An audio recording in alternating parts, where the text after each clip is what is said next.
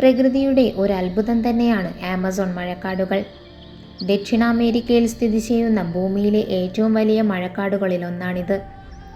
ഇതിൻ്റെ വിസ്താരവും അതിലൊളിഞ്ഞിരിക്കുന്ന അപൂർവമായ ജീവജാലങ്ങളുമാണ് ലോകശ്രദ്ധ നേടുന്നത്. ഭീമൻ പെരുമ്പാമ്പായ അനാക്കോണ്ട ഇതിനുള്ള ഏറ്റവും വലിയ ഉദാഹരണമാണ്.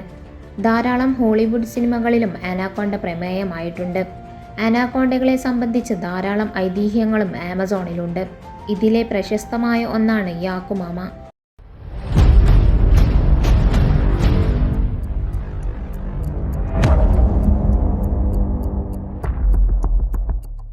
ലാറ്റിൻ അമേരിക്കൻ മൃഗകഥകളിലും ആധുനിക സാക്ഷ്യങ്ങളിലുമായി പല തലമുറകളിലായി ജനമനസ്സിൽ പ്രഭാവം ചെലുത്തിയ ഒരു പ്രധാന ജീവിയാണ് യാക്കുമാമ. ഇത് സാധാരണ അനാക്കോണ്ടയേക്കാൾ വലുപ്പത്തിൽ ഉയർന്ന ഒരു ഭയാനക ജലജീവിയായി വിശ്വസിക്കപ്പെടുന്നു. യാക്കു എന്നത് ജലത്തെ സൂചിപ്പിക്കുന്നതും മാമ എന്നത് അമ്മ എന്നർത്ഥത്തിലുമാണ്. അതുകൊണ്ട് തന്നെ യാക്കുമാമ എന്നത് ജലത്തിൻ്റെ അമ്മ എന്ന അർത്ഥം വരുന്ന ഒരു പ്രതീകമാകുന്നു. ആമസോണിലെ ആഴമുള്ള നദീഭാഗങ്ങളിലും ജലാശയങ്ങളിലും ജീവിക്കുന്ന അതീവ ശക്തിയുള്ള പെരുമ്പാമ്പായിട്ടാണ് യാക്കുമാമയെ കണക്കാക്കപ്പെടുന്നത്. യാക്കുമാമ എന്ന കഥാപ്രതീതി പ്രചാരത്തിലായിരിക്കുന്നത് പ്രധാനമായി ആമസോൺ വനമേഖലയിലെ അയഴുവ, ക്വെച്ചെ, ഷുവാർ മുതലായ ആഫ്രോ ഇന്ത്യൻ ജനവിഭാഗങ്ങളിൽ നിന്നാണ്. അവരുടെ വിശ്വാസപ്രകാരം ഇത് ഒരു മഹാത്ഭുതകരമായ ജലസർപ്പമാണ്. കാടിനു ദോഷം വരുന്ന രീതിയിൽ ആരെങ്കിലും പ്രവർത്തിച്ചാൽ കോപാകുലനാകുന്നുവെന്നും അവർ വിശ്വസിക്കപ്പെടുന്നു. അതീവ വലിപ്പമുള്ള ഒരു അനാക്കോണ്ടയായാണ് യാക്കുമാമയെ കരുതപ്പെടുന്നത്. ഏകദേശം 160 അടി വരെ നീളവും 6 അടി വരെ വീതിയുമുള്ള അനാക്കോണ്ടയുടെ ഭീകരരൂപം. അവർ അതിനെ ഒരു ദേവതയായോ അതിമാനുഷിക ശക്തിയുള്ള ജന്തുവായോ കാണുന്നു. ചിലർ അതിനെ വൻതോതിൽ ഭയപ്പെടുത്തി നശിപ്പിക്കുന്ന ജീവിയായി കാണുന്നു. മറ്റുള്ളവർ അതിനെ പ്രകൃതിയുടെ സംരക്ഷകനായും കാണുന്നു. ആമസോണിൻ്റെ ആഴങ്ങളിലൊഴുകുന്ന ആമസോൺ നദികളിൽ അതിൻ്റെ ആധിപത്യം ഉള്ളതായി ഇവർ പറയുന്നു. നദികളിലെ ഒഴുക്കു തകരുന്നതും ജലരാശിയിൽ വലിയ ചുഴികളുണ്ടാകുന്നതും മീനുകൾ കൂട്ടമായി ഇല്ലായ്മപ്പെടുന്നതുമെല്ലാം യാക്കുമാമയുടെ സാന്നിധ്യത്തിൻ്റെ തെളിവുകളായി അവർ പറയുന്നു. നദീതടാകങ്ങളിൽ ആളുകൾ ബഹളം വെച്ചാൽ അതിൻ്റെ ക്രോധം പൊട്ടിത്തെറിച്ചേക്കാം എന്നും വിശ്വസിക്കുന്നുണ്ട്. അതിനാൽ ജലാശയങ്ങൾക്കരികെ പോകുമ്പോൾ പല ആചാരങ്ങളും പാലിക്കേണ്ടി വരുന്നു. മറുവശത്ത് നദികളിൽ പണിയുകയും ജലസേചനം നടത്തുകയും ചെയ്യുന്ന സമയങ്ങളിൽ യാക്കുമാമയെ ശാന്തമാക്കാൻ ചില ആദിവാസി ജനതകൾ കുർബാനകൾ അർപ്പിക്കുന്നുവെന്നും പറയപ്പെടുന്നു. ഇതൊക്കെ കേൾക്കുമ്പോൾ മനസ്സിൽ ഒരു ചോദ്യമുണ്ടാകുമല്ലോ, ശാസ്ത്രം ഇതെല്ലാം അംഗീകരിക്കുന്നുണ്ടോ എന്ന്.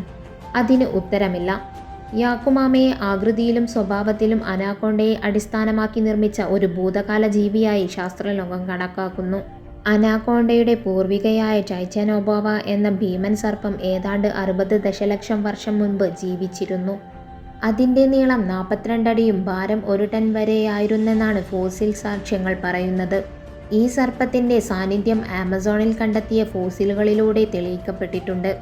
അതിനാൽ യാക്കുമാമയുടെ കഥകൾക്ക് ചില അടിസ്ഥാനങ്ങൾ ഇത്തരം ഒരു ജന്തുവിൻ്റെ ഭൂതകാല സാന്നിധ്യത്തിൽ നിന്നാകണമെന്നാണ് ചില ശാസ്ത്രജ്ഞരുടെ അഭിപ്രായം.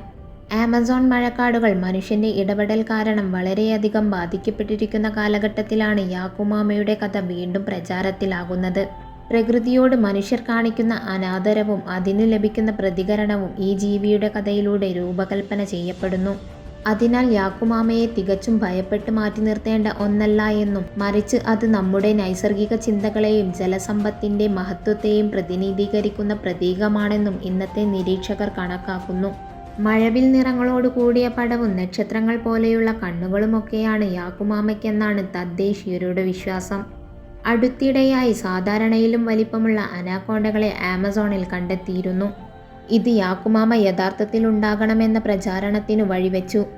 എങ്കിലും ഐതിഹ്യങ്ങളിലും നാടോടി കഥകളിലുമൊക്കെയുള്ള ഒരു ജീവി എന്നതിനപ്പുറം യാക്കുമാമ സത്യത്തിലുണ്ടോ എന്ന് സംശയമാണെന്ന് ഗവേഷകർ പറയുന്നു.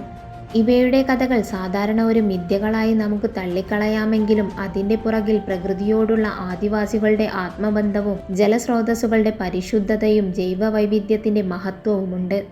അതുകൊണ്ട് തന്നെ യാക്കുമാമയെക്കുറിച്ചുള്ള ഈ കഥകൾ നമ്മെ ഒരു വലിയ സന്ദേശത്തിലേക്കാണ് നയിക്കുന്നത്. യാക്കുമാമ എന്നതിൽ നിങ്ങൾ വിശ്വസിക്കുന്നുണ്ടോ? എന്താണ് നിങ്ങളുടെ അഭിപ്രായമെന്ന് കമൻറ്റ് ചെയ്യൂ. മറ്റൊരു വീഡിയോയുമായി വീണ്ടും കാണാം. Yeah.